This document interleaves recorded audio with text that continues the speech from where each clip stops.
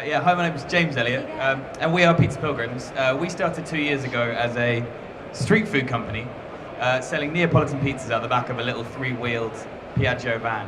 So we started the business by buying this little three-wheel van and driving it from basically Sicily in southern Italy all the way back to London at 24 miles an hour over the course of about 6 weeks.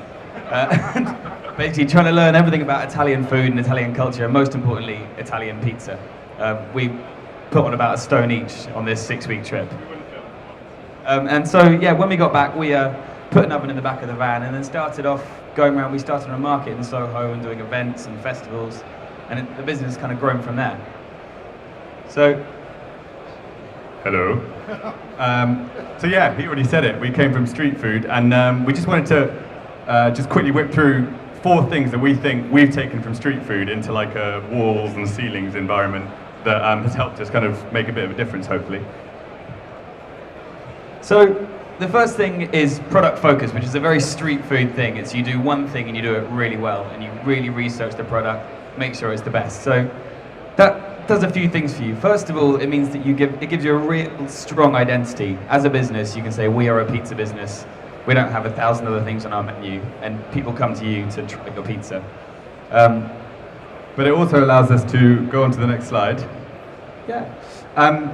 It also allows you to focus a little bit more on the customer experience. And I think this is just the most tenuous reason to use Bruce Springsteen ever. But basically, the idea is that in Pizza Pilgrims, it's not just about the food. The fact that we're focusing on pizza has allowed us to do pizza well, and then give us a bit more room to allow the experience to be more fun. So we have stupid things like fussball tables and arcade machines and things that all the customers kind of come in and squeal with joyous delight at seeing.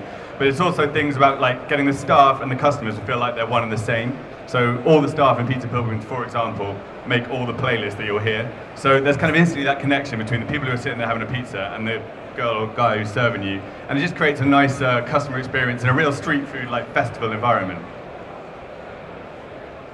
Obviously, social media has been very important for us and is a big part of street food because it's just a really quick and, most importantly, cheap way of talking to your customer, telling them what's on the menu today, and just a really immediate way of communicating with your customer.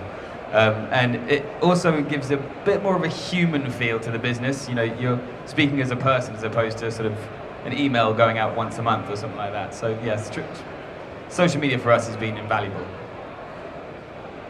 And also, collaboration is something massive on street food, but you'll go to a street food event and you'll walk away having invented 5 or 6 once-in-a-lifetime dishes that probably no one ever would want to see again. But actually collaborating with interesting and exciting companies has really helped us to kind of get our name out there and do some really fun stuff that we couldn't have done otherwise. I mean, the latest one, we've spent the last 2 years creating a Soho cello, a high-quality Soho cello with Chase vodka.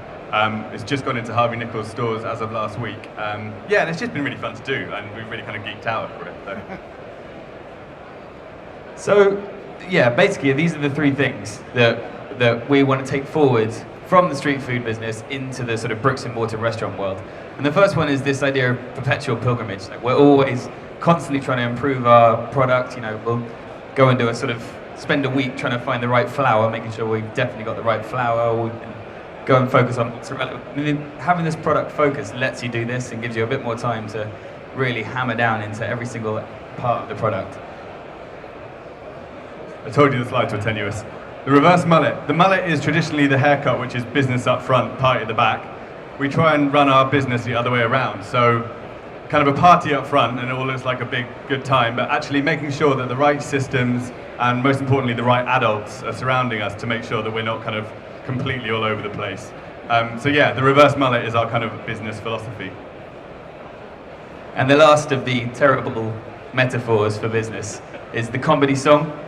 And basically, a comedy song only really works if the actual music is good as well. The lyrics can be funny, but if the song isn't good, then the whole thing doesn't work.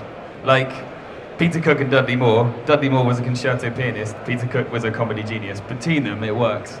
And so if you haven't got, for us, the pizza right, and the food isn't delicious, then the rest of it doesn't work. All that sort of customer experience stuff is pointless. So it's about having both of those things together, and then, yeah, we're on to a winner. Thank you very much.